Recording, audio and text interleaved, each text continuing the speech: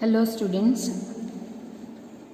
આજે આપણે સમ નંબર 12 લઈએ છીએ. Calculate the normal and overtime veggies payment to the workmen from the following data. Days તમને આપેલી છે અને કેટલા આર વર્ક કર્યું છે એ કીધેલું છે. સન્ડેના હોલિડે છે, બરાબર. 6 ડેઝ વર્કિંગ ડેઝ છે અને એના કેટલા આર્સ વર્ક કર્યું છે એ કીધું છે. નોર્મલ વર્કિંગ આર્સ છે મંડે ટુ ફ્રાઈડે 8 આર્સ છે અને સેટરડેના 4 આર્સ માટે વર્ક કરવાનું હોય છે કંપનીમાં. નોર્મલ રેટ કીધો છે ₹5 પર આર અને ઓવરટાઈમ કીધું. હવે નોર્મલ વેજ કીધું છે પર આર ₹5 મળશે, બરાબર. અને ઓવરટાઈમ જો વર્ક કરશે તો અપ ટુ 9 આર્સ સુધી 9 hours in a day at single rate and over 9 hours in a day at a double rate. આ મીન 9 hours સુધી વર્ક કરશે ને ત્યાં સુધી એને સિંગલ રેટ ઉપર ઓવરટાઈમનો રેટ મળશે, એટલે કે ₹5 પર આર જે રેટ આપણે આગળ કીધું છે એ. પણ 9 hours એક્સ્ટ્રા જેટલા આર્સ માટે ઓવરટાઈમ કરશે ને એને ડબલ રેટથી પેમેન્ટ મળશે. ને આપણે કહેવાનું છે ટોટલ એને ઓવરટાઈમ અને નોર્મલ વેજીસ કેટલું પેમેન્ટ થશે વર્કમેનને એ કહેવાનું છે. તો હવે એવું જરૂરી નથી, મેં તમને આગળ પણ કીધું હતું કે લેબરના જેટલા સમ છે એમાં કોઈ પર્ટિક્યુલર રીત નથી. હું અલગ રીતે કરું, તમે થોડી અલગ રીતે, પણ આન્સર સેમ જ આવે. મેં અહીંયા ફોર્મેટ બનાવ્યું છે, એક ટેબલ બનાવ્યું છે કે કેલ્ક્યુલેશન માટે સરળતા રહે. બાકી તમે અલગ રીતે પણ એમ કેલ્ક્યુલેટ કરો તો બી આન્સર સેમ આવતો હોય તો વાંધો નથી, બરાબર. તમને ડેઝની ઇન્ફોર્મેશન છે.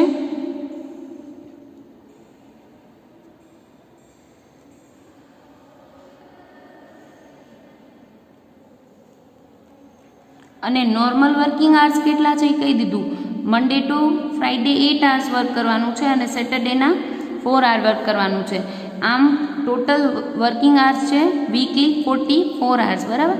હવે એને એકચ્યુઅલ કેટલા આર્સ વર્ક કર્યું છે મેં ટોટલ કોલમ આ રીતે બનાવી છે. ડેઝ, નોર્મલ વર્કિંગ આર્સ કેટલા છે એ, પછી એકચ્યુઅલ એને કેટલા આર વર્ક કર્યું છે એ, એમાં એને ટોટલ કેટલા એકચ્યુઅલ આર વર્ક કર્યું છે એમાંથી નોર્મલ રેટ ઉપર એને કેટલું મળશે, સિંગલ રેટ ઉપર ઓવરટાઈમ કેટલું કર્યું, સિંગલ રેટ ઉપર કેટલું મળશે અને ડબલ રેટ ઉપર કેટલા આર માટે વર્ક કર્યું છે. આર્સની ઇન્ફોર્મેશન અહીંયા લઈ લેશું, પછી મલ્ટીપ્લાય 5 કે 10 જે આવે એ આપણે કરી નાખશું, બરાબર. ડબલ રેટથી મળશે તો ₹10 અને 5 નોર્મલ રેટ તો છે. ટોટલ એને કેટલા વર્કિંગ આર વર્ક કર્યું છે એ કહી દીધું છે. એકચ્યુઅલ આર્સ વર્ક તમને કીધું છે મંડેના એને 8 hours, Tuesday 10 hours, Wednesday 9 hours, 11, 9 and 4 hours. આમ ટોટલ વર્ક કરેલું છે, બરાબર. હવે મેઇન વસ્તુ શું છે કે આપણે શું કીધું છે ઇન્ફોર્મેશન કે નોર્મલ વર્કિંગ આર્સ 8 છે, એમાં 8 hours સુધી જ વર્ક કરે તો એને નોર્મલ રેટ જે ₹5 પર આરનો રેટ છે એ મળશે. પણ એનાથી ઉપર એટલે કે ટોટલ 9 hours સુધી વર્ક કરશે ને, એટલે કે 8 hours તો કરવાનું જ છે, 9 hours સુધી એટલે ઉપરનો 1 hour વર્ક કરશે ઓવર ટાઈમ તો એને સિંગલ રેટથી જ એટલે કે ₹5 પર આરના રેટથી જ પેમેન્ટ મળશે. પણ જો એ 9 hours એક્સ્ટ્રા આર્સ માટે એ ઓવરટાઈમ કરે છે તો એ પર જેટલા આર માટે એક્સ્ટ્રા વર્ક કરે છે એટલા વાર માટે એને ડબલ રેટથી પેમેન્ટ મળશે. એટલે કે ₹5 છે એની જગ્યાએ ડબલ રેટ એટલે ₹10 રેટથી એને પેમેન્ટ મળશે વેજીસનું, બરાબર. લઈ લઈએ 8 hours વર્ક કરવાનું હતું ને 8 hours જ વર્ક કર્યું છે, ઓવરટાઈમ તો કર્યું જ નથી એટલે નોર્મલ રેટથી વેજીસ મળશે. અહીંયા કંઈ નહીં. સેકન્ડમાં કીધું છે ટ્યુઝડેના 8 hours વર્ક કરવાનું હતું, એને 10 hours વર્ક કર્યું છે એટલે 8 તો નોર્મલ વર્કિંગ આર્સ છે એટલા તો મળશે જ પેમેન્ટ. 9 hours સુધી એટલે વધારાનો 1 hour વર્ક કર્યું એના માટે એને સિંગલ રેટથી પેમેન્ટ. આ તો 9 થયું, 8 + 1 9, એને ટોટલ 10 hour વર્ક કર્યું એટલે ઉપરનું 1 hour જે વર્ક કર્યું એના માટે એને ડબલ રેટથી પેમેન્ટ મળશે, બરાબર. સેમ અહીંયા વેનસડેના 8 hours નોર્મલ વર્કિંગ આર્સ છે એટલે 8 hours માટે નોર્મલ રેટ અને એને ટોટલ 9 hours વર્ક કર્યું છે. That means 1 hour over time કર્યો છે પણ 9 hours સુધી તો આપણે સિંગલ રેટથી જ પેમેન્ટ મળશે એટલે સિંગલ રેટ માટે એને 1 hour વર્ક કરેલું છે. થર્સડેના 8 hours તો નોર્મલ રેટ હતો જ પણ એને 11 hours વર્ક કર્યું છે. દેટ મીન્સ 8થી ઉપર 1 9 સુધી એને શું મળશે, સિંગલ રેટથી પેમેન્ટ. 9 ઉપર કેટલા ગયા તો કે 11 hours છે ટોટલ એટલે 9 ઉપર 2 hours વર્ક કર્યું છે તો 2 hours માટે એને ડબલ રેટથી પેમેન્ટ મળશે.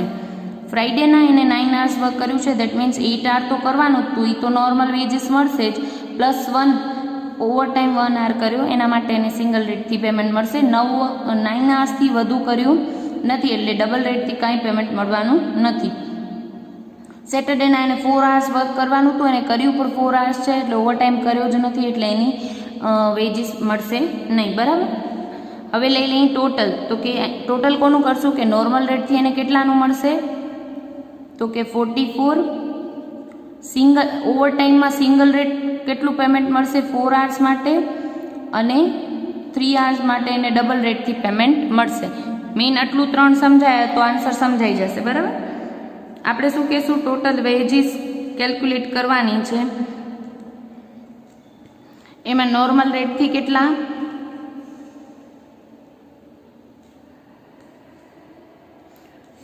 44 ટીટી ઇન્ટુ આરની રીતે 44 hours ઇન્ટુ આર એટલે રેટ પર આર 5 રૂપીસ કીધો તો. બરાબર. એટલે તમે કરશો 44 ઇન્ટુ 5 એટલે તમને મળશે 220.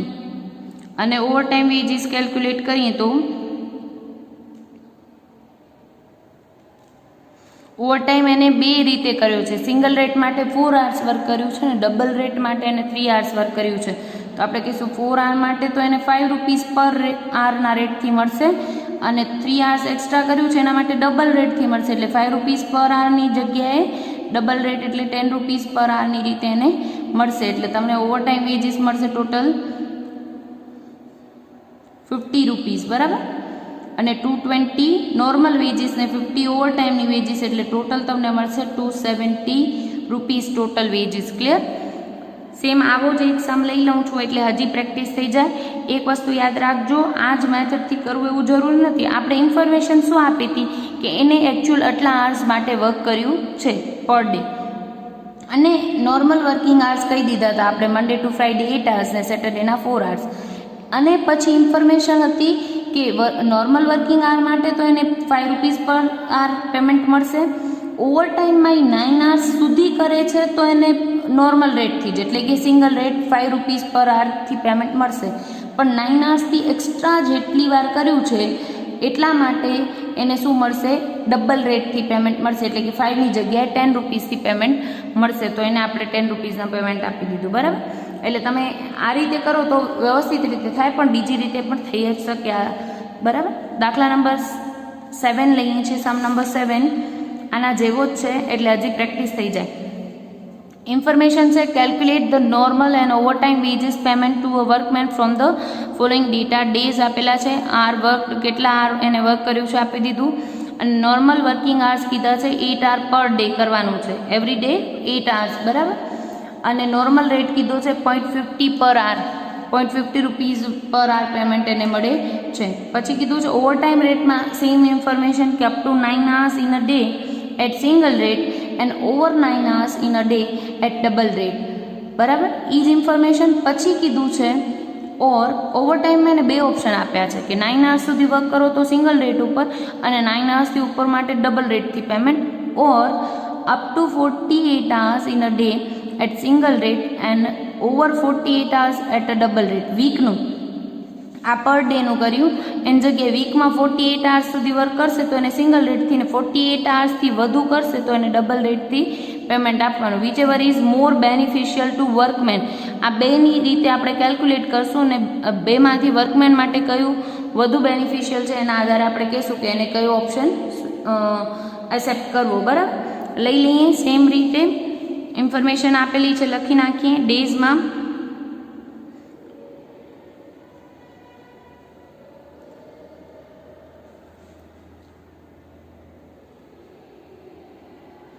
નોર્મલ વર્કિંગ આર્સ છે આપણા એવરી ડે 8 hours. અહીંયા સેટરડેના પણ 8 hours જ છે આ સમમાં. તો લઈ લઈએ વીકલી 48 hours માટે એને વર્ક કરવાનું છે. બરાબર. અને એને વર્ક કર્યું છે કેટલો ટાઈમ એકચ્યુઅલ વર્કિંગ આર્સ છે એના 8 hours 10 9 11 9 and 4 hours total 51 hours. આ ઇન્ફોર્મેશન તમને સમ આપી દીધી છે ને આર કીધો છે તમને 0.50 પર આર રેટ આપ્યો છે. હવે લઈ લઈએ એ જ ઇન્ફોર્મેશન શું કીધું છે 9 hours સુધી સિંગલ રેટથી 9 hours ઉપર વર્ક કરશે તો ડબલ રેટથી અહીંયા એને 1 ડેના કર્યું છે, 8 hours જ વર્ક, ઓવરટાઈમ કર્યો જ નથી એટલે ઓવરટાઈમનું પેમેન્ટ ના આવે. ટ્યુઝડેના એને 10 hours માટે વર્ક કર્યું છે, હવે 8 hours સુધી તો નોર્મલ રેટ મળશે, પછી ઉપર 9 hours સુધી એટલે કે 1 hour એક્સ્ટ્રા કર્યો એના માટે એને હજી સિંગલ રેટ જ મળશે, પણ 9 hoursથી એક્સ્ટ્રા જેટલા hour માટે વર્ક કરશે એના માટે એને ડબલ રેટ. તો આપણે 8 + 1 9 કર્યા, ટોટલ એને 10 કર્યા છે એટલે હજી એક 1 hour સુધી એને ડબલ રેટથી પેમેન્ટ મળશે. વેનસડેના 8 hours normal rate, 9 hours total work કર્યું છે, દેટ મીન્સ સિંગલ રેટ માટે એને 1 hour વર્ક કર્યું છે.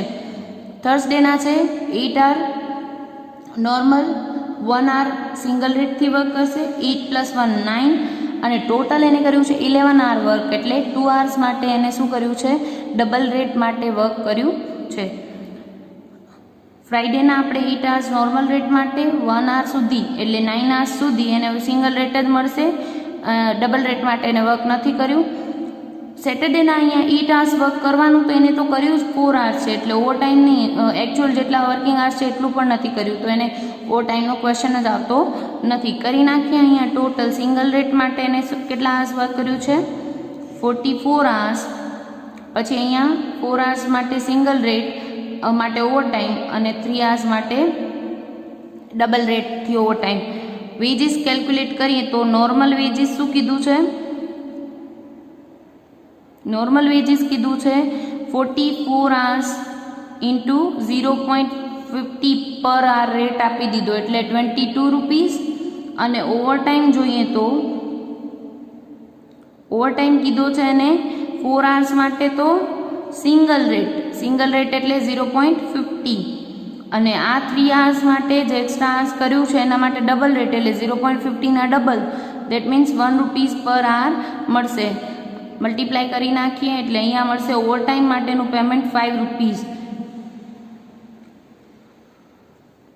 આ રિઝનેબલ જ નથી, 0.50 રૂપીસ પર hourના વર્ક રેટ અત્યારે ચાલતા પણ નથી, પણ આપણે બુકમાં છે તો આપણે એ રીતે કેલ્ક્યુલેટ કરીએ છીએ, બરાબર. એટલે એને 22 રૂપીસ નોર્મલ રેટથી અને ઓવરટાઈમ માટે 5 hours વર્ક કર્યું છે, ટોટલ 5 રૂપીસ મળશે અને ટોટલ 27 રૂપીસ એને વેજીસ મળશે.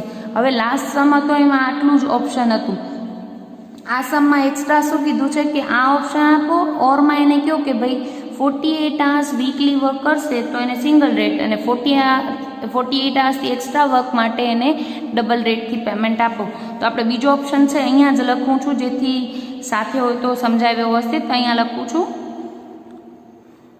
48 hours સુધી એને સિંગલ રેટ એટલે 0.50 બરાબર, એટલે કેટલા રૂપીસ મળે, 24 રૂપીસ પ્લસ 48 hours જેટલા hours માટે એને એક્સ્ટ્રા વર્ક કર્યું છે એના માટે ડબલ રેટ, તો એને ટોટલ એકચ્યુઅલ વર્ક hour કેટલા છે, 51 hour વર્ક કર્યું છે. દેટ મીન્સ 48થી કેટલા એક્સ્ટ્રા, 3 hours એક્સ્ટ્રા કર્યું છે એના માટે એને ડબલ રેટથી એટલે 3 × 0.50નો double rate, that means 1 rupees per hourનો રેટ એટલે ઓવરટાઈમ માટે એને કેટલું મળશે, 3 રૂપીસ.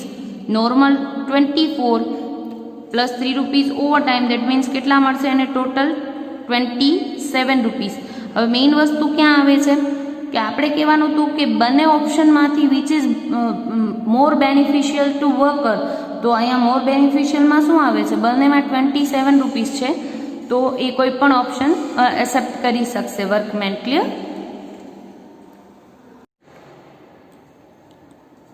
હવે સમ નંબર 6 લઈ લઈએ, થોડુંક અલગ છે પણ શું ઇન્ફોર્મેશન આપી છે એના અકોર્ડિંગ જશું, બરાબર. Sum number 6, from the following monthly information given છે. Prepare a statement showing the cost per day of 8 hours and also find out labour cost per hour પણ કહેવાનું છે અને per day payment per day labour cost કેટલી આવી પર hour માટે અને પર ડે માટે એ કેલ્ક્યુલેટ કરવાનું કીધું છે. ઇન્ફોર્મેશન તમને મંથલી આપેલી છે, બરાબર.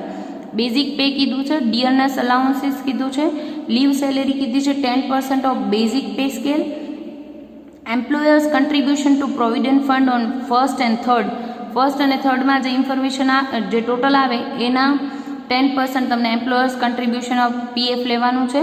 Pro rata expenditure on labour welfare per month 50 rupees, employers contribution to state insurance on the total of first and third 5%, first અને થર્ડનું જે ટોટલ આવે એના 5% તમને employers contribution on to state insurance લેવાનું છે, બરાબર. અને લાસ્ટમાં કીધું છે number of working hours in a month 200 hours મંથમાં વર્ક થાય છે. મેઇન વસ્તુ શું આપી છે, આપણે મંથલી ટોટલ અમાઉન્ટ્સ આપેલી છે અને કરવાનું છે statement showing the cost per day cost કેટલી આવી અને પર આવર લેબર કોસ્ટ પર આવર કેટલી આવી કેલ્ક્યુલેટ કરવાનું છે. તો આપણે પહેલે પર ડે કરી દઈએ, પછી ડિવાઇડેડ બાય પર આવર્સ કરશું એટલે આપણે મળી જશે, કારણ કે મંથલી વર્કિંગ આવર્સ કેટલા છે 200, પણ અહીંયા કેટલા ડેઝ વર્ક થયું એ ક્યાંય ઇન્ફોર્મેશન આવી નથી. પણ એક વસ્તુ છે કે એમ કીધું છે મંથલી વર્કિંગ આવર્સ છે 200 આવર્સ અને પર ડે 8 આવર્સ માટે વર્ક થાય છે. પર day of 8 hours that means per day 8 hours માટે વર્ક થાય છે અને આખા મંથમાં 200 આવર્સ માટે વર્ક થાય છે. તો કેટલા ડેઝ વર્કિંગ ડેઝ હોય મળી જાય, 200 ડિવાઇડેડ બાય 8 કરીએ એટલે 25 ડેઝ શું આવે વર્કિંગ ડેઝ આવે, બરાબર. કોઈ પણ મંથ હોય પણ એમાં હોલિડેઝ ડિડક્ટ કરતાં જે ઇન્ફોર્મેશન આવે એ જ વર્કિંગ ડેઝ હોય. તો અહીંયા વર્કિંગ ડેઝ કેટલા મળે 25, કારણ કે અહીંયા જ મિસ્ટેક કરશે સ્ટુડન્ટ્સ, મંથલી કરી આવશે પણ પર ડે નહીં મળે, કારણ કે કેટલા ડે વર્ક થયું એ ઇન્ફોર્મેશન તમને ડિરેક્ટલી આપેલી નથી. એમ કીધું છે કે આખા મંથમાં 200 આવર્સ માટે વર્ક થાય છે અને પર ડે 8 આવર્સ માટે વર્ક થાય છે. તો 200 ડિવાઇડેડ બાય 8 કરીએ તો આપણે કેટલા ડેઝ મંથમાં વર્ક કર્યું એ મળી જાય. હવે આપણે લઈ લઈએ અમાઉન્ટ અને પર ડે બતાવી દઈએ અને પછી નીચે ડિવાઈડ બાય વર્કિંગ આવર્સ કરશું એટલે પર આવર રેટ પણ મળી જશે, બરાબર. ફર્સ્ટ આપેલું છે બેઝિક પે, મંથલી લખું છું, પછી ડિવાઇડેડ બાય 25 ડેઝ કરશું આપણે. ટોટલ મંથના આટલા રૂપીસ ડિવાઇડેડ બાય 25 કરીએ તો પર ડે મળી જાય, એટલે પછી આપણે પર ડેની કોલમ કરી નાખશું. બેઝિક કીધું છે 600, ડિયરનેસ અલાઉન્સ કીધું છે 300 રૂપીસ પર મંથ. થર્ડ કીધું છે લીવ સેલેરી કીધું છે 10% of basic pay. Basic pay કેટલું છે 600ના 10%, દેટ મીન્સ 60 લીવ સેલેરી મળે છે એમને. ફોર્થ લઈએ employers contribution two PF,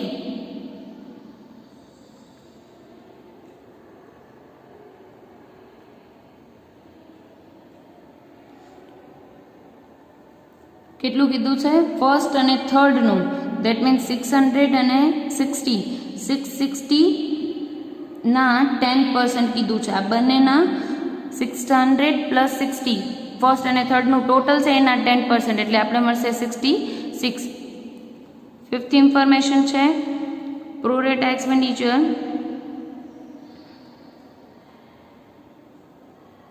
on labour welfare.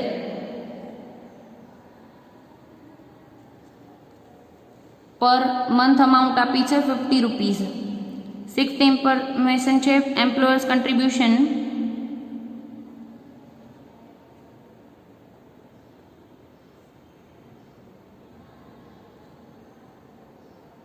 Two state insurance.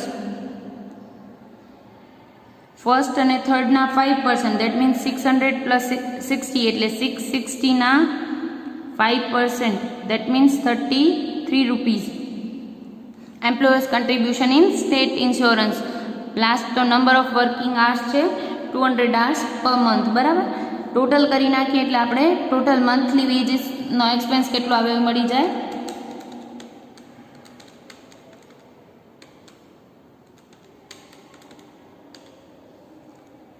₹1109 divided by 25 કરતા જઈએ એટલે પર ડે એક્સપેન્સ મળી જાય.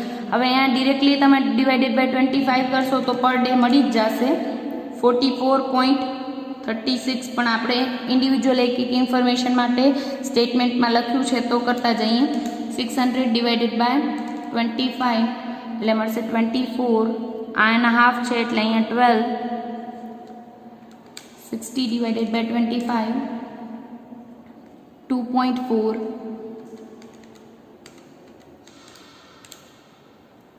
2.64 2 રૂપીઝ અને અહીંયા મળશે 2.64 હાફ, દેટ મીન્સ 1.32. ફરીથી અહીંયા 1109 રૂપીઝ ડિવાઇડેડ બાય 25 કર્યા તો પણ આપણે પર ડે વેજીસ કેટલી મળી ગઈ છે, પણ આનું ટોટલ પણ કેટલું આવી જાય 44.36 આવે છે કે નહીં, ટેલી કરી લેવું. બરાબર,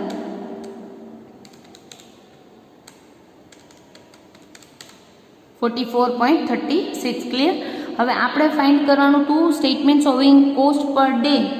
સ્ટેટમેન્ટમાં પર ડે ઇન્ફોર્મેશન બતાવવાની જ હતી એટલે આપણે પર ડેની કોલમ રાખી. બરાબર, અધરવાઇઝ તમે અમાઉન્ટનું ટોટલ ડિવાઇડેડ બાય 25 કરીને અહીંયા જ 44.36 બતાવો તો બી ચાલે, પણ આમાં કીધું જ તું પર ડે ઇન્ફોર્મેશન બતાવતો એવું સ્ટેટમેન્ટ પ્રિપેર કરો.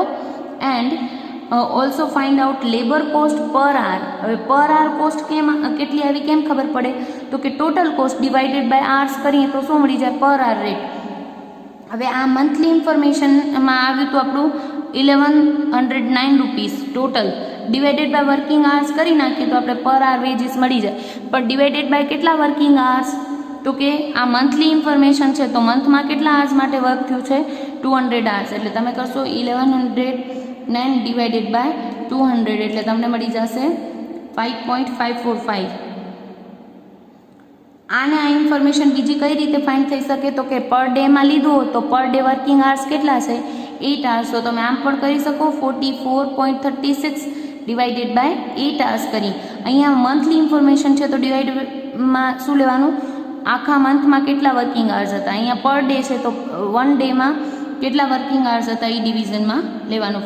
44.36 ડિવાઇડેડ બાય 8 એટલે પણ તમને કેટલું મળવું જોઈએ 5.545. આ બંને સેમ જ આવે. બરાબર, કારણ કે આપણે monthly divided by monthly working hours નહીં, અહીંયા per day wages divided by per day working hours લીધા છે એટલે. ક્લિયર છે? Thank you.